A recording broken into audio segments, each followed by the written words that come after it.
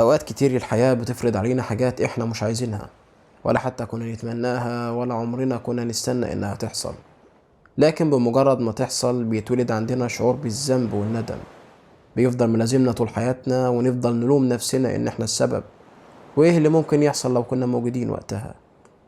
فنحاول نتعايش مع الواقع ونرضى باللي حصل، ونحاول ننسى الشيء اللي سبب لنا كل ده، ونبدأ حياة جديدة خالية تماما من الحزن والألم. لكن صدقني، ده عمره ما هيحصل.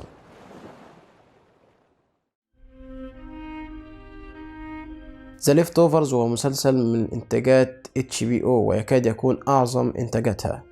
في يوم طبيعي جدا والحياة ماشية بروتينها المعتاد، بيحصل ظاهرة غريبة جدا، ظاهرة نتج عنها اختفاء 2% من سكان العالم. الاختفاء كان عشوائي، بمعنى ان مش كل أسرة بيختفي منها شخص، ده ما كانش في المسلسل. الاختفاء عشوائي في ان ممكن تلاقي أسرة اختفى من عندها 4 أشخاص، وأسر تانية 3، وأسر تانية اختفى من عندها 2، وممكن تلاقي أسر ما اختفاش من عندها أي حد خالص، زي بطل المسلسل كيفن جارفي.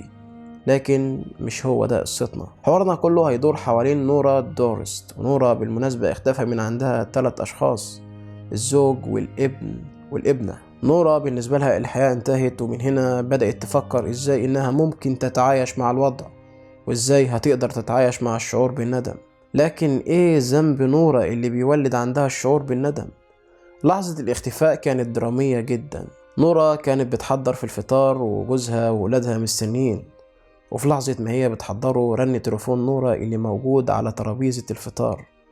بنتها كانت بتلعب بكوباية العصير وبيقع على التليفون، وبتفقد نورا عقلها لأن التليفون مبقاش مستجيب، وبتبعد عنهم مسافة 10 متر تقريبا. وفي اللحظة دي نورا اتمنت أمنية ما كانش مفروض إنها تتحقق. نورا اتمنت إنهم يختفوا من حياتها. وفي لحظة هدوء نورا أدركت إنهم مش موجودين. عشان كده نورا بتلوم نفسها إن هي بعدت عنهم، وكان إيه اللي ممكن يحصل لو هي كانت موجودة معاهم. نورا وصلت لأعلى درجات الألم، ونقدر نقول إنها كانت بتفكر في الانتحار أوقات كتيرة، لكن ده ما جاش صريح في المسلسل. نورا أوقات كتيرة كانت بتأجر فتيات ليل لأنها عارفة إنهم ممكن يعملوا أي حاجة عشان الفلوس. كانت بتلبس قميص واقي ضد الرصاص، وتخلي فتاة الليل دي تضرب عليها نار. نورا جواها ألم عايزاه يخرج بأي طريقة، حتى لو الألم ده ممكن يخرج بالموت مثلا.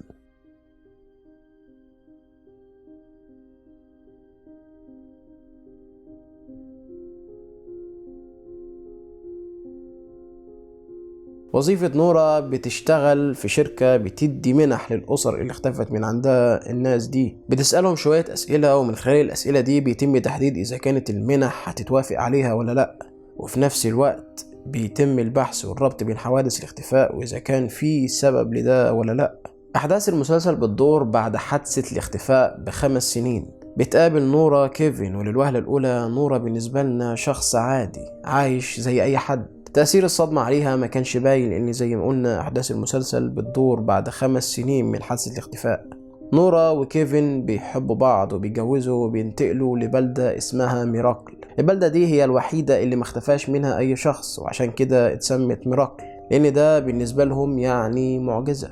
بتحاول نورا وكيفن يبدأوا حياة جديدة وسعيدة، لكن مش دايما ده اللي بيحصل. في يوم من الأيام بيتواصل مجموعة من الناس مع نورا، وبيقولوا لها إنها ممكن تقدر تشوف ولادها تاني، وبل كمان تقدر تعيش معاهم. بالنسبة لها الموضوع كان عملية نصب، لكنها قالت تجرب وتشوف آخرهم إيه، وبالمرة تبلغ عنهم. أقدر أقولك إن نورا من جواها مش مصدق، وإنه مستحيل حاجة زي كده تحصل، لكن شعور الفقد بيلغي كل الواقعية وبينعش جزء الأمل اللي موجود جواها. بعد إجراء مجموعة التحاليل عشان تقدر تدخل الجهاز اللي هينقلها للعالم التاني اللي موجود فيه الناس اللي اختفت، بيسألوها سؤال إن لو في 2 توأم، وقلنا إن واحد منهم هيطلع عالم كبير ويكتشف علاج يقضي على مرض السرطان، ولكن شرط حدوث ده لازم تقتلي التاني، فإيه اختيارك؟ الحقيقة السؤال ده بيندرج تحت مصطلح المعضلات الأخلاقية، وأقدر أقول إن بنسبة أعلى من 90% من الإجابات على السؤال ده بتقول ليه لأ. إيه اللي يمنع إننا ممكن نتخلص من شخص في سبيل إنقاذ ملايين الأشخاص؟ زيها زي معضلة القطار. لو في قطار جاي وفي شخص مربوط على القضبان والناحية التانية في 8 أشخاص، وإنت دورك هنا عامل التحويلة، فإيه اختيارك؟ أعتقد إجابة السؤالين هيتشابهوا، لكن تعال نخصصها شوية. لو قلت لك إن الشخص الواحد ده هو والدك، والدتك، ابنك، أو أي شخص عزيز عليك، هنا أعتقد الأمور هتختلف وكل حاجة هتنعكس تماما. إجابة نورا نفس الإجابة اللي ذكرناها، وعشان كده نورا اترفضت وما وافقوش إن العملية تكمل. نورا ما سكتتش وفضلت تدور وراهم ووصلت ليهم للمرة التانية، وبالفعل الأمور مشيت بسهولة والعملية هتكمل. لكن قبل ما تدخل الجهاز كانت بتودع أخوها مات، وقالت قصة ممكن تكون مفتاح لحل كل معضلات حياتنا. Do you remember when we were kids, after Mom and Dad died, when everyone at the church wouldn't take their eyes off us? They'd take us to the movies and bowling and putt-putt, just to keep us busy. Of course I do. And this one time they brought us to a baseball game, and I was too young to get the rules, so I watched these people in another section hitting a beach ball. But then the ball went into the aisle, and this usher ran down and grabbed it, and he picked it up, and he just squeezed the air out of it. And then everyone started booing. Not just the people in our section, but the whole stadium booing. He just ruined it for all of them. They just wanted to hit the ball.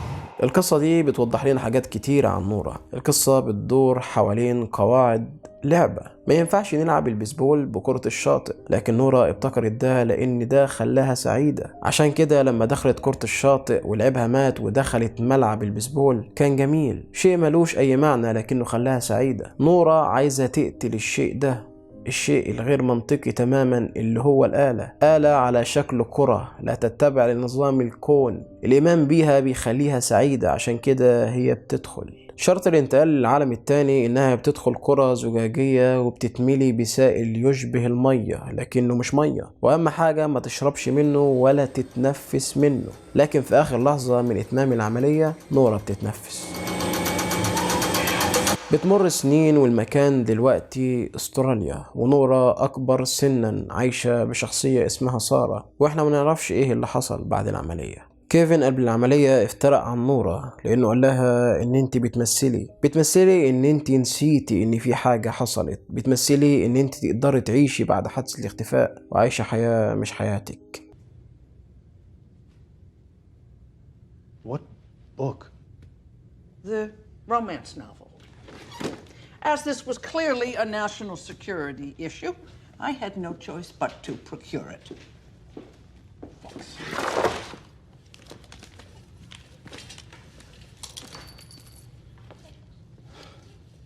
Untitled romance novel. Chapter 1. Just read the last page. Ending's better. The port was alive with strange faces. It was dawn by the time he found an old salt willing to part with a vessel for what bullion he had left. A cutter with a Bermuda rigged called the Merciful. Its sails ragged and ripped, its compass cracked, its rotten hull just barely able to cut the breakers. But it would be enough to make his escape. It wasn't for another hour, when he was a mile from the docks, that his thoughts turned back to her. He imagined her alone. By now, she would have searched the house and found it empty. She had suspected it all along, and now she knew he was a coward. A coward dressed in the uniform of a brave man. Brave enough to cross 2 oceans and a continent to find her, to fight countless enemies, and yet, in the end, he was terrified. He was terrified of her. To lie beside her, to be comforted by her as he wept, to show her he was small, for her to know that and touch his cheek and whisper words softly into his ear, all of that was a nightmare. All he knew to do was run. He took a deep breath of the air, tasting the salt on his tongue, and closed his eyes, leaning into the spray as the Merciful picked up speed and sailed for the horizon. He was alone, and all was well.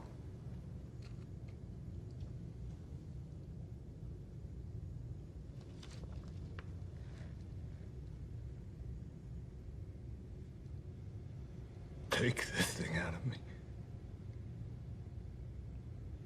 Why? So he can't ever come back here again. في المكان ده بندرك فيه ايه كل ده. كل ده كان عن نورا. كيفن يحتاج إلى نورا. كان الجواب في قلبه طول الوقت.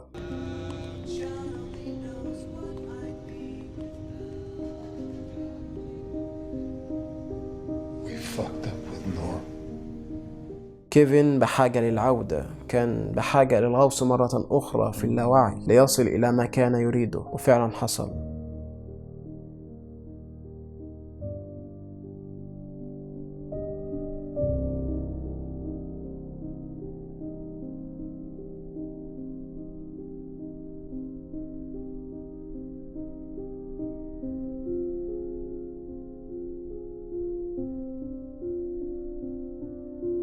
دلوقتي هو مش محتاج مكان يهرب ليه تاني،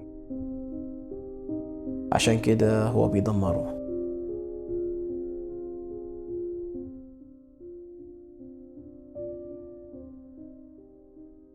المهم نورا وكيفن بيجتمعوا تاني بعد العملية وبعد مرور 15 سنة، وفي آخر حلقة بتحكي نورا لكيفن عن اللي حصل وقت العملية. نورا قررت تحكي لكيفن برغم إنها عارفة إن هو مش هيصدقها، زي ما نورا ما صدقتش كيفن في كل معجزاته وإن رجع للحياة أكتر من مرة على مدار المسلسل. نورا بالفعل حكت لكيفن وقالت إنها انتقلت للعالم التاني ولقت إن هو نفس العالم اللي إحنا عايشين فيه، لكن عدد الناس اللي في العالم ده قليلين جدا وهم دول اللي اختفوا. نورا بتروح لنفس البيت اللي هي كانت ساكنة فيه وقتها، يمكن تلاقيهم لسه موجودين هناك، لكن نورا ما كانش عندها الشجاعة ان هي تدخل، فاستنت برا لحد ما تشوفهم، وفجأة لقت زوجها خارج ومعاه واحدة تانية مبسوطين وولادها كبروا، الحياة ماشية طبيعي جدا. الموضوع كان نسبة وتناسب. بالنسبة للعالم التاني نورا وكيفن وكل اللي كانوا في المسلسل اختفوا مش هما. في اللحظة دي أدركت نورا إن هي مش في المكان الصح وبتقرر إنها ترجع. بتفتكر إن قالوا لها إن أول شخص جرب الجهاز ودخل فيه كان الشخص اللي اخترعه، فبتدور عليه وبتلاقيه وبتطلب منه يصنع جهاز تاني عشان ترجع، وبترجع. في النهاية انعكس الدور بين كيفن ونورا. كان على نورا أن تمر بسيناريو ما يتصدقش زي كيفن، كما كان على كيفن أن يمر بفقدان شخص عزيز عليه اللي هو نورا لما سابته ومشيت. كيفن بقى زي نورا لما هي رفضت تصدق إن ولادها اختفوا، وده هو السبب اللي خلى كيفن يلف استراليا لأكتر من 15 سنة عشان يلاقي نورا، زي ما هي عملت بالظبط،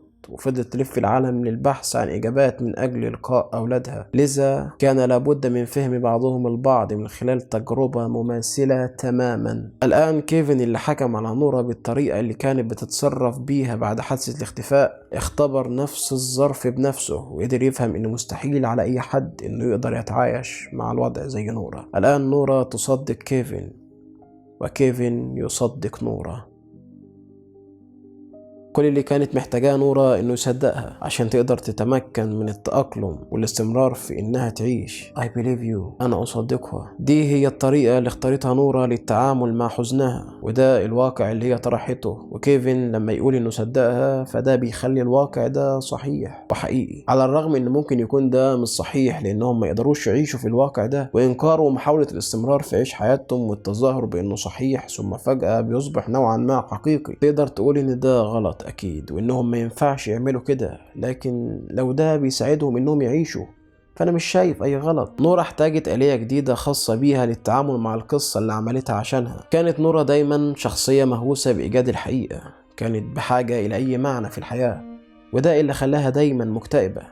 لكن مع نهاية المسلسل أدركت نورة الحقيقة إنها مش هتعرف أبدا اللي حصل لأسرتها، فبدلت الحقيقة دي بقصة. لما كانت بتحكي قصة البيسبول سألت لماذا كان عليه أن يفسدها؟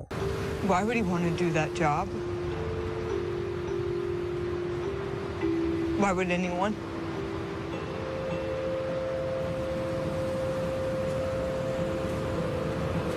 Because if he doesn't,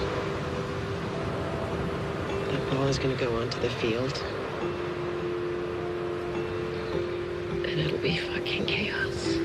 بقولها ده فهي بتشرح ان ما ينفعش نسمح للناس كونهم فقط موهومين او مؤمنين بحاجات مش منطقية وملهاش معنى. وفي سياق كنا ده فده شيء خطير جدا، لكن مع القصة اللي هي حكيتها نورة فهي كده ما اذتش حد. شيء بديل للجهاز لان الجهاز بيأذي الناس فعلا، شيء خطير، فوضى. لكن القصة مجرد قصة خلت نورة سعيدة.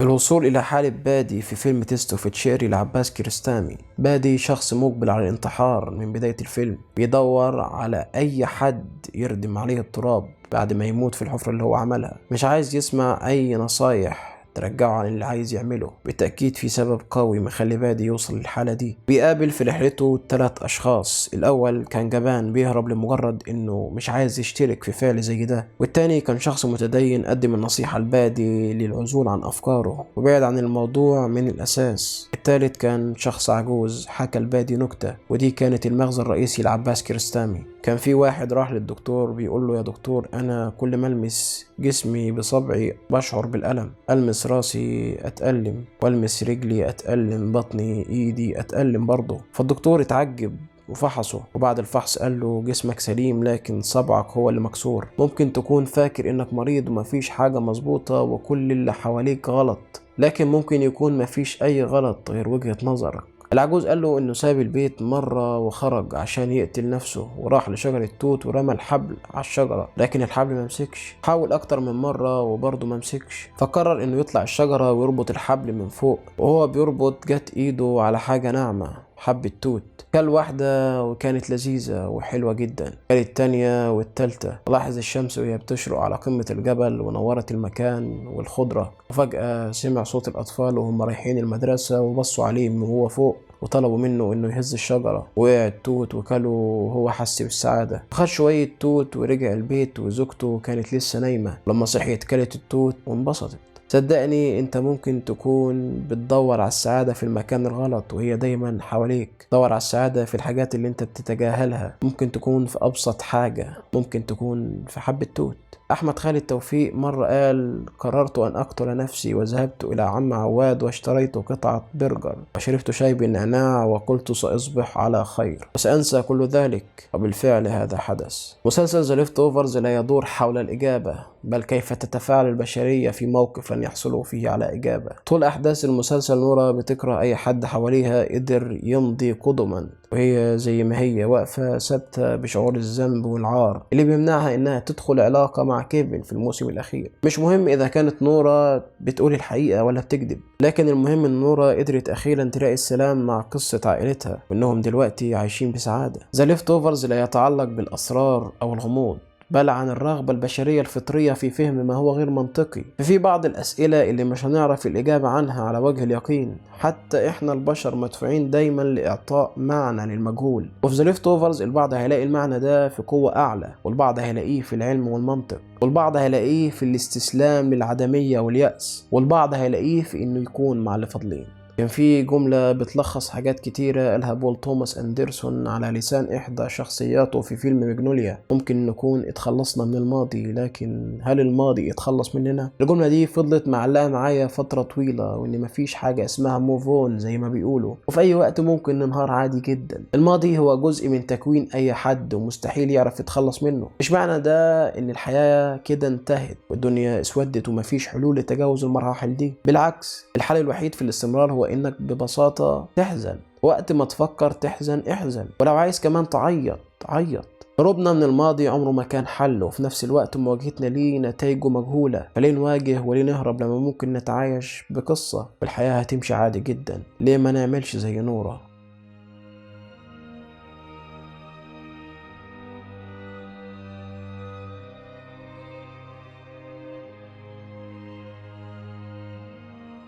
انا عارف ان انا ماليش اي حق اقول اي حاجة لاي حد، وان اللي هقوله ده هيبان كرنج شوية، لكن العدمية واليأس عمرها ما هتكون مفيدة على المدى الطويل. دي حاجة لازم نتعلمها مع الوقت. احنا كبشر لازم نفكر في بعض ونفكر في مشاعر التانيين، ونشوف تصرفاتنا وافكارنا بتأثر فيهم ازاي. وعشان يبقى عندك القدرة دي فانت محتاج تكون انسان احسن، وعشان تكون انسان احسن لازم تدور على معنى لوجودك وحياتك، وتفسر كل الألم اللي بتحسه وهتحسه. مش لازم تلاقي المعنى، بس لازم تدور على الأقل. What a life, what a night, what a beautiful, beautiful ride. Don't know where I'm in 5, but I'm young and alive. Fuck what they are saying, what a life. I am so thrilled right now, 'cause I'm popping right now. Don't wanna worry